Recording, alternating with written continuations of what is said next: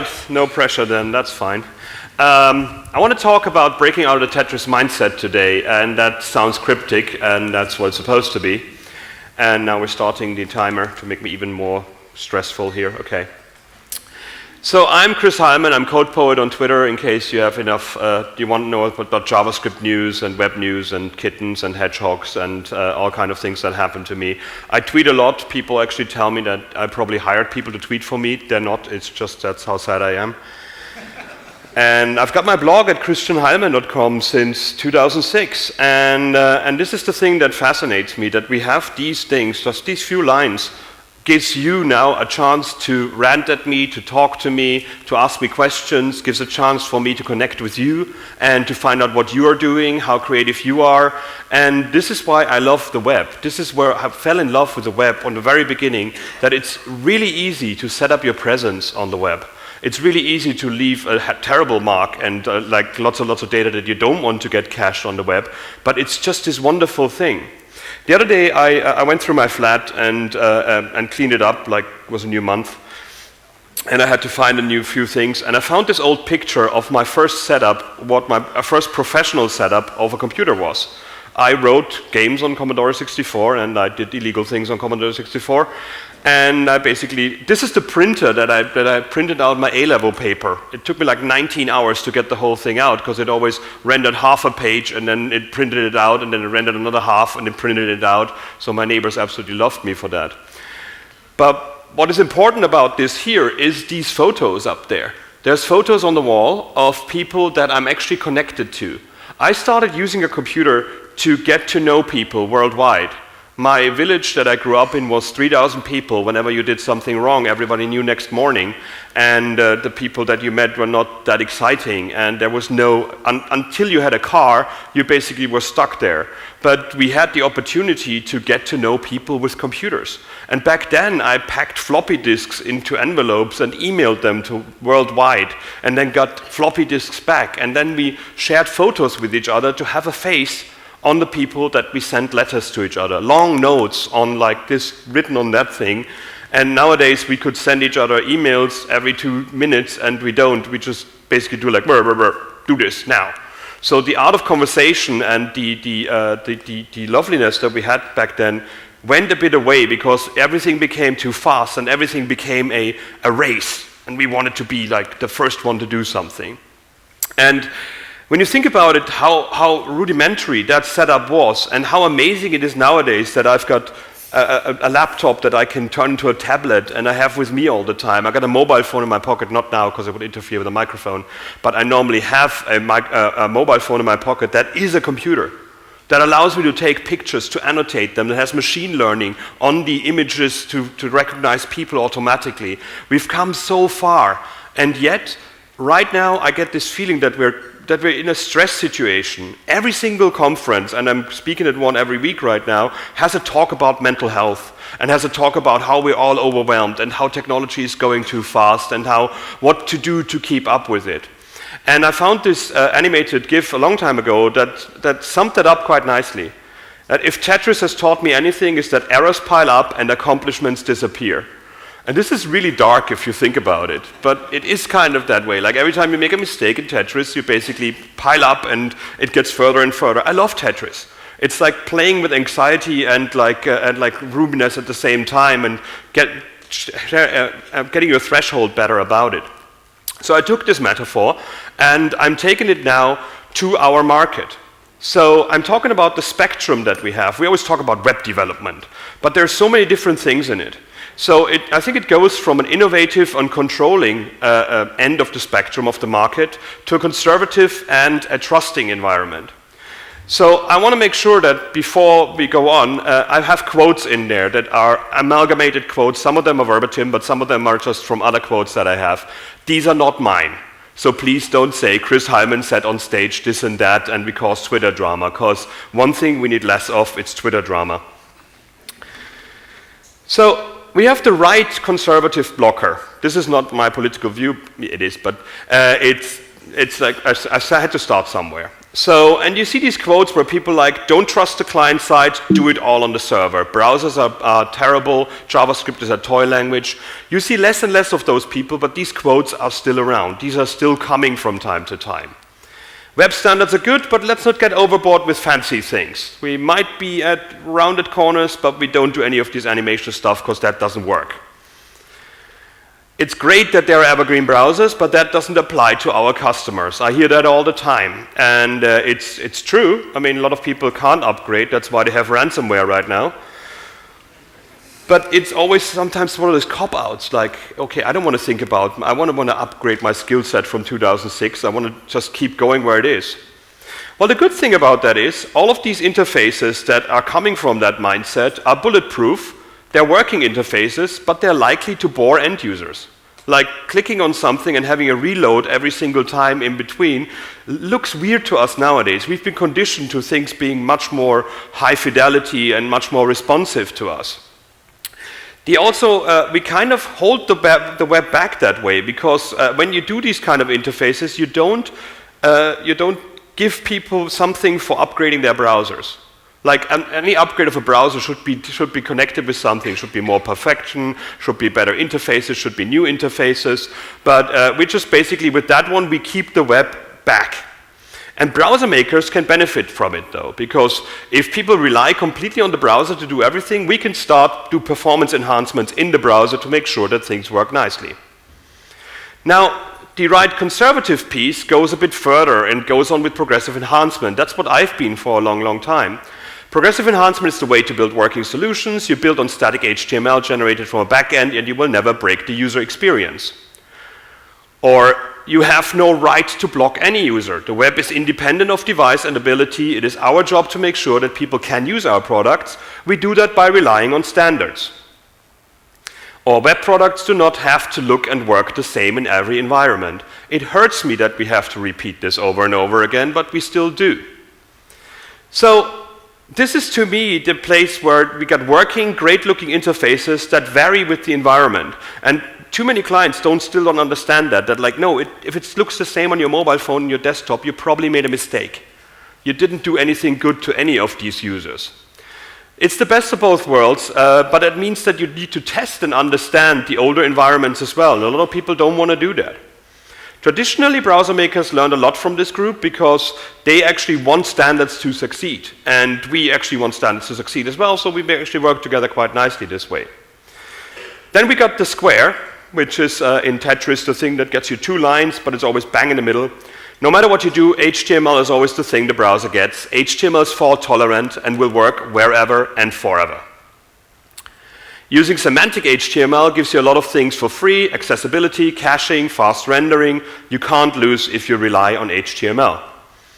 And this is true. This is a final truth, 100% correct. In the end, the browser will get some HTML to render. If you start with Jade, if you start with Markdown, if you start with JavaScript, you start with PHP, Perl, whatever, HTML is what the browser needs to do something with it. And if that's a button, it actually gives you more things than when you give it a div and some class on it and you hope JavaScript does the rest. The problem is, though, when we moved HTML in HTML5 away from documents to apps, we lost a lot of things that we promised. Still, to date, a date picker is not working across browsers. The input type number doesn't allow me to use floating numbers in most mobile keyboards. So it doesn't work in iOS, it doesn't work in Android, because iOS gives you floating point numbers, Android doesn't give you negative numbers. Windows Mobile gives you all of them, but it has no users. So we have all these primitives in HTML5, but they don't work the way we expect them to. And a lot of times they make very odd things for us, odd decisions for us, because the HTML standard did not define how an interface should look. It just defines what it should do. So browser makers and obviously operating system makers on mobile devices went completely nuts and did random stuff with it. Now, this is not the fault of the browser makers, because we as a community, we lost sight of HTML as well. We did not demand that like an input type date works properly. Instead, we just replaced it with something else. And this is the main thing there. The straight and narrow piece in Tetris is great because you get 4 lines gone, but if you put it on the right-hand side or on the left-hand side, then you need another 4 piece to actually make something, otherwise you have a massive gap in there. In the web, to me, this is like the polyfills and jQueries and abstraction libraries that we started to use and fix the HTML problems that we saw. So browser differences are annoying and shouldn't be in the way of the developer. That's why we need abstraction libraries to fix these issues. A lot of people have jQuery in their thing to fix Internet Explorer 6 problems. They don't have Internet Explorer 6 users anymore, but they leave it there for prosperity, and let's hope that everything works. The other day I saw a demo with somebody had a $Ajax from jQuery with an arrow function in it. So you expect the newest, well, ES6, the JavaScript from 1 year ago, and at the same time you put jQuery in there to support browsers from 2004, or 1999 in this case. So that's a mix and match that fascinates me. Understanding standards while they are in the making is nothing we have time for. A lot of developers feel still disconnected from the standard procedures because it's not much fun to sit in those meetings, and it's not much fun to have like these 300 email threads, but they're important email threads. Library is so much easier, why don't we just add those to the browsers? When I worked on Firefox, the amount of people asked me, why isn't jQuery in the browser? Drove me nuts, but that's what people expected. So why did you ship that with the browser? Why do you make a decision for us that we hate in 2 months? There's no doubt that jQuery, Modernizer, and other polyfills are to thank for the web we have today. They made things work. They also empowered a whole new generation of developers who didn't want to understand about web standards, who didn't understand about standards or what standards really give you. For me, as an old, decrepit, lost man of the web, I was happy when we finally didn't have Netscape 3 and IE4 to care anymore. I loved Netscape 6. I hated it because it crashed all the time, but it was the first browser to have DOM JavaScript support, the standardized DOM and not the document layers and document all. And these pains are not understandable for most developers nowadays. That started with jQuery because everything just clicked with a few lines of code. And that's good. The problem, though, is that we have far too many projects that are dependent on it. I just upgraded my, I wrote a new template for my WordPress blog, and then one of my plugins didn't work, the highlighting of the code. And I'm like, okay, I complained to, I went to GitHub to the plugin and tried to fix it, and they're like, no, you don't have any header tags in your template. So I put the WP header in there, and out of a sudden I had jQuery in there, I had Bootstrap in there, I had some emoji library in there, and I'm like, what the hell is this? This has nothing to do with my template. This has to do only with the admin interface of WordPress. So I wrote a filter to get out of that again. But this is what we did. We're like, you rely on this, it's good. The other problem is that a lot of developers became dependent on these abstractions. They want to be jQuery developers and not JavaScript developers. I had people that applied to work on Firefox and only knew jQuery, and I'm like, that's not what Firefox is written in. It's written in JavaScript and XML and all kind of other stuff. Browser makers and standard creators can learn a lot from that, though. We learned a lot from jQuery. The new APIs that we have in the DOM now are very much influenced what jQuery gave us. So I'm not hating, as the young kids say, on jQuery here. I'm just saying that we made ourselves reliable far too much on these abstractions to fix problems that probably don't exist any longer because these browsers are not being used anymore or should not be used anymore. The T block in Tetris is, of course, the one you want to wait for, because that one fits everywhere and solves every problem. And that, to me, is JavaScript. I can do everything in JavaScript. Every developer on the web should know it. Using JavaScript, I can test if something I wanted to happen happened. There's no hoping that the browser did it right. We know. It's great that HTML and CSS is forgiving, but you never know if it really gets applied properly. You don't get any error handling back. In JavaScript, when you mess up, you know. And you can put a trap in there so you don't mess up, but that's the next step of development. So JavaScript to me was necessary to make the web of today happen. Without the Ajax stuff we had, without proper DHTML as well, we wouldn't have had these things. And I remember when, like, a few years ago, we had HTML5 game libraries, lots of them as well. Nowadays, almost everything on the web is HTML5. Flash is dying rapidly, and good riddance. But we don't even have to understand it anymore. It is a thing we use. So the great thing about JavaScript is that you can actually make things more accessible by using JavaScript. Putting an area attribute, most area attributes, onto an HTML element doesn't make it accessible at all. You still have to write a JavaScript to interact with that and do something and change the state of it. It's just your translator to the assistive technology. So there's a misconception that just by putting area on everything, you already make things accessible. You don't. You have to use JavaScript because you didn't use a native control from the very beginning. If you simulate a button, you have to simulate a lot of stuff. It's a fickle friend as well. That's the problem with JavaScript. JavaScript can fail in many ways. I'm not talking about people who turn off JavaScript because fair enough, good luck to them.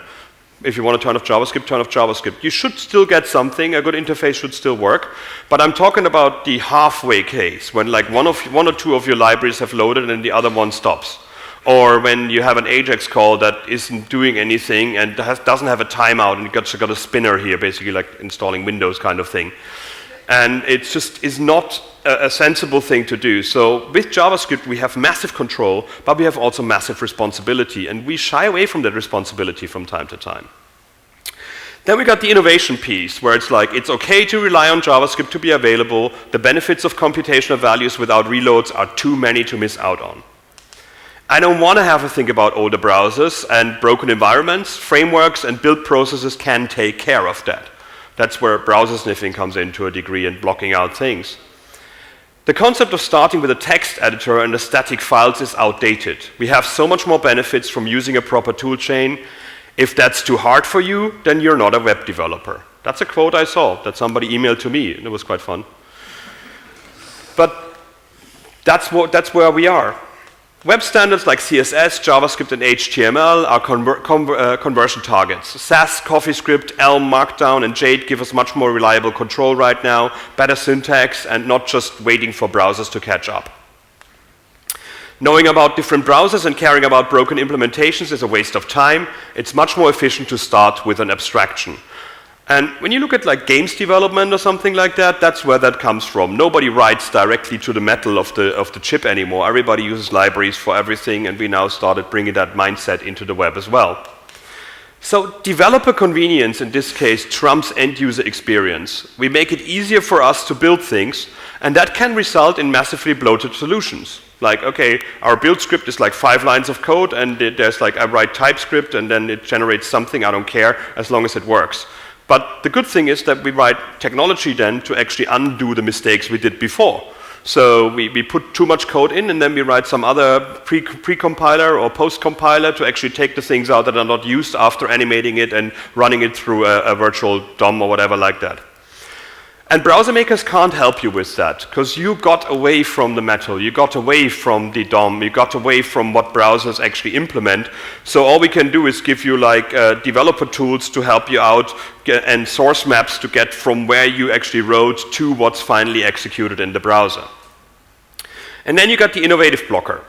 Browsers and web standards are too slow and don't give us enough control. We want to know what's going on and control every part of the interface. This is where like the Reacts come in, the virtual DOMs, where we render everything in JavaScript and spit out one HTML document at the end.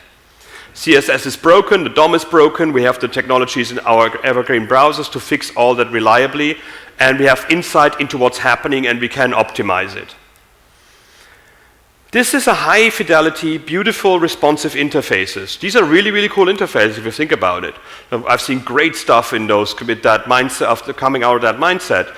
But it actually locks out a large group of users. And we've seen a lot of talks about how the web is becoming more international and people where they can't afford iPhones and they can't afford anything else. And we assume that everybody has access to a high-end environment and we leave others out. So any environment with that high level of control also comes with a lot of responsibility.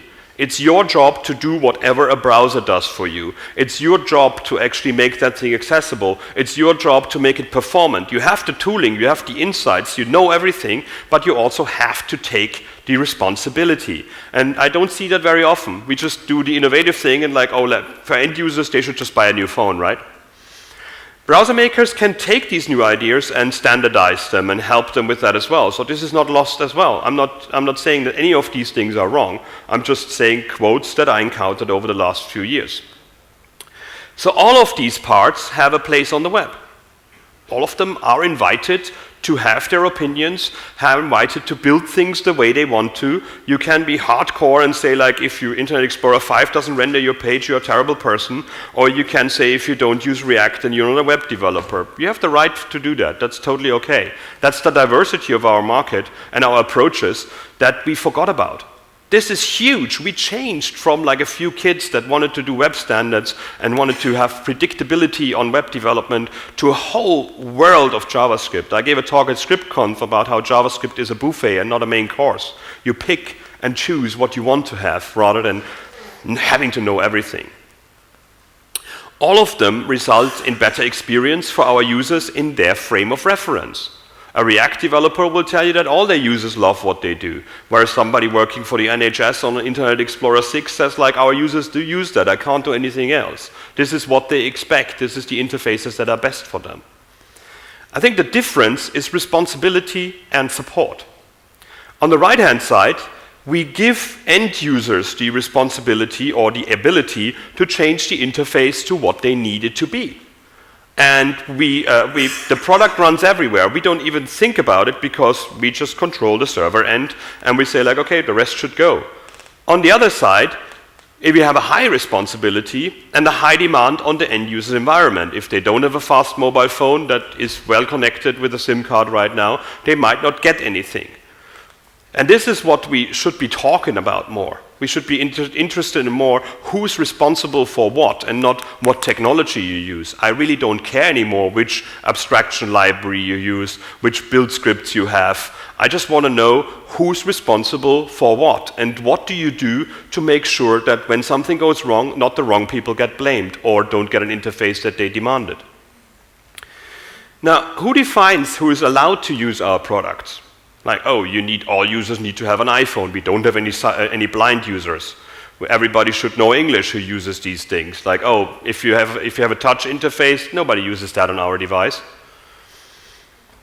Who has the final say how an interface looks and what it is used for? The amount of times I see people on the web, and me included, abusing interfaces for things they were not meant to do, that's great. I love this innovation. The other day, somebody, a reCAPTCHA, that capture thing where you have to put in the distorted characters, it has a version for blind users where you can say, listen to it again. So it's the audio capture to make sure that reCAPTCHA was accessible. So somebody used the audio output of that and sent it to the machine learning or the deep learning algorithm of Google that turns audio into text. So by wiring up two Google APIs, they cracked each other. And I love that people come up with that. I've been at universities where children use blocked websites by running them through Google Translate. Because the Google Translate server is not being blocked and it doesn't send the headers forward, so it always looks like they just looked at Google Translate, although they looked at things that were blocked in their university or in the country that they're in right now. The W3C specifies that as a very, very basic principle of everything that is done there. Users over authors, over implementers, over specifiers, over theoretical purity. This is the chain of command when it comes to designing anything in the W3C. And this is something we should start integrating more with ourselves. We should understand again. Like, sure, if our end users are all on iOS, it's a terrible experience that they're actually reloading every single time. And they don't get native controls that they expected to have. That doesn't mean that you've given up on the web and you're a terrible person. At the same time, it's like if the end user has a problem because you wanted to theoretically use that cool new version of ES17 on the client, that's your fault. That's up to you to actually go up to users and explain to them why they're actually being locked out. We're in this spin cycle of like innovation. Do more, do faster, write less, achieve more, move fast and break things. This is stupid, this is burning us out, this is making us unhappy. We should not be the miners or the investment bankers of the 80s where we got demands all the time to do more and more and more in a shorter amount of time. It's no wonder that we don't have much diversity in our market if everybody has to be a young person with lots of free time and that's happy to do something in the evening or weekends. This is not right. We have to grow up as a market and stand up to that. Now, if our users are the end goal, findings and best practices should go both ways. The innovative part should go back to the conservative one, and the advocates of a sturdy web can learn from innovators and vice versa. That we should not be fighting over this. We all want to do the same thing. We want to build interfaces so people can do things and click on ads and make us money. That's basically it. Somehow that's the biggest problem. We have no way of making money on the web. Everybody wants everything for free. And that's why native is supposedly winning. It's not. Nobody makes money on native either. We actually live on borrowed money that doesn't exist from VC companies that fund like sneaker things online or something. However, we're not quite doing that. We're not talking to each other. All of these parts of our market are very dogmatic in their approach, and like every time somebody does a React component, somebody says, but it's not accessible, or it doesn't work on my IE6, and every time somebody says, like, I've got an accessible interface, but it looks shit on iPhone. We don't actually work with each other. We don't understand that this is a spectrum, that this is a sliding scale, that a thing between like what's an app, what's a website has always been a sliding thing there. And we also have conferences for all of these things, and they don't talk to each other. I spoke at Angular conference. I never touched Angular. But I was happy that I could talk there and talk about things they haven't thought of. We have React Conf, we've got CSS Conf, we've got JS Conf. All these sub-communities are basically talking to each other, to themselves, rather than to each other. And this is why this is a conference that I really support, because you get the whole breadth of what we're doing here. Everything we do is a mixture of UX, design, writing, coding, and testing, and many, many other things. It's not just like 10 times developer can do all of that. We should actually talk much more with each other, and that's why I'm talking at a Drupal conference about CSS soon. Why not? Now, the developer mindset is actually fixing it. We love technology, and we see technology as this little hammer, and when you have a hammer, everything looks like a nail. Sometimes a thumb comes in between, but that's okay as well. So we really want to fix things, like that guy. I love that one. It's like, okay, this is blinking, probably just poke it a bit, and then it will be fine. And look at that, a few things, and he made it work, and everybody's happy.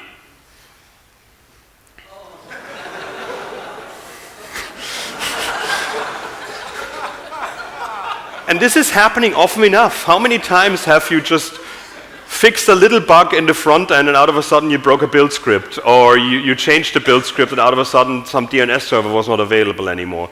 One of my favorite interview questions when I hire people is like, when would you not fix a bug? And there's great answers to that. There's like, it's too easy for me to fix that bug, so somebody else who just learns to get onto the project should do that bug to get into the project and get a positive experience as the first thing doing in the project. Or it's Friday, I don't touch shit on Friday because Saturday and Sunday nobody's here. Or I don't know what is connected with that. I don't know the dependencies. So by fixing that, I might break 10,000 other things. There's no unit test or no implementation test associated with it, so anything might happen. But we always like, okay, I can use JavaScript to do that. That's why we have 10,000 polyfills for problems that now don't exist anymore, but the polyfills are still on the web and are being loaded. Load them on demand. It's much, much easier. Now, we work in an incredibly creative, fast-moving space that is in constant flux. I love that. I've been doing web development for 20 years, and every month I have to learn something new. Every month I feel like an idiot because something new came out that looks amazing. And this should make me feel terrible, but I'm like, you know what, I interiorized it. I'm okay with it. I'm okay to be the idiot for a few weeks, because that's how we learn. It's a mess. But mess can be fun. I mean, how much fun is jumping around in puddles and stuff? And we should be embracing that in our technology approaches as well.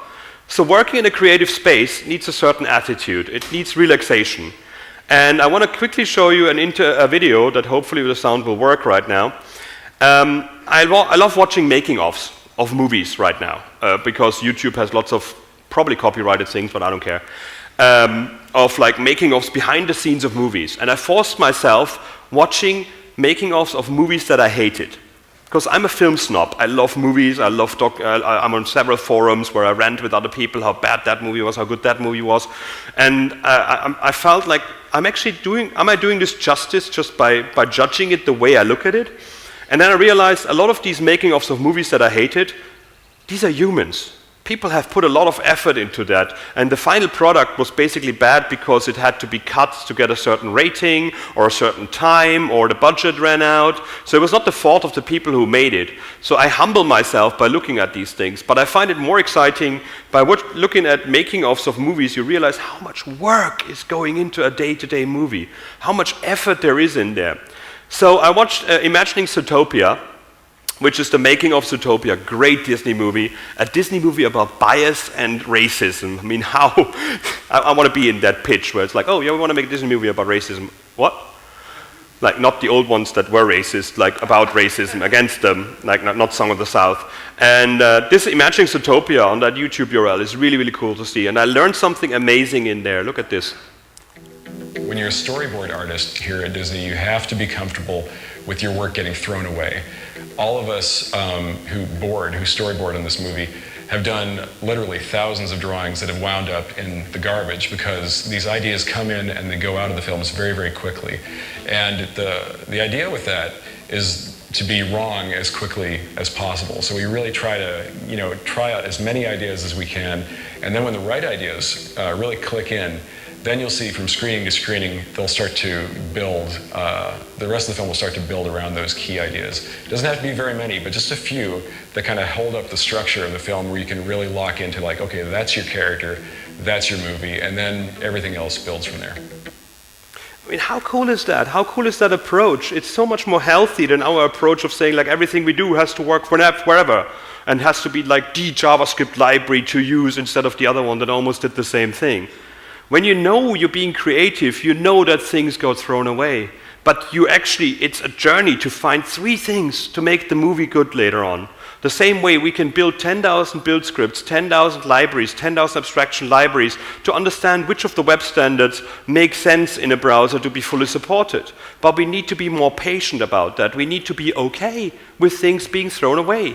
I just deleted one of my servers.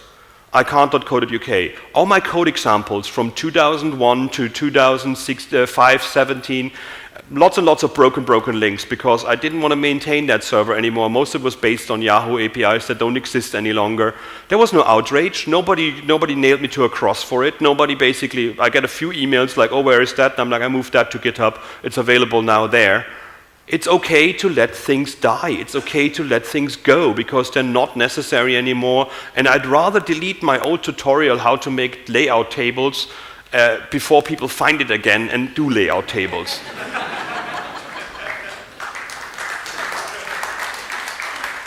Because we have solid foundations. We moved so far ahead on the web, but we're still bitching and complaining that things are not there yet. I know it would be so much easier if we had like Flexbox everywhere.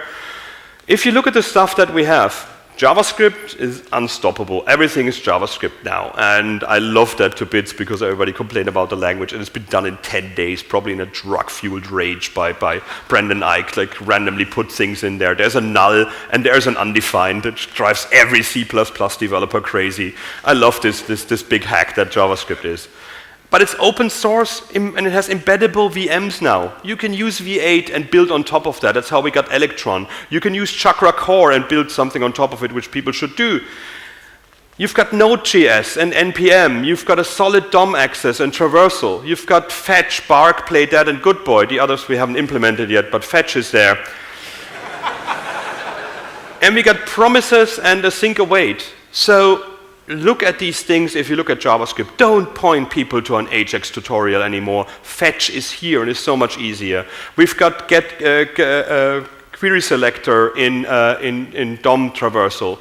We've got now ways to actually use match media, for example, to do different media queries in JavaScript, which nobody uses. I don't know why. It's actually a really, really cool idea.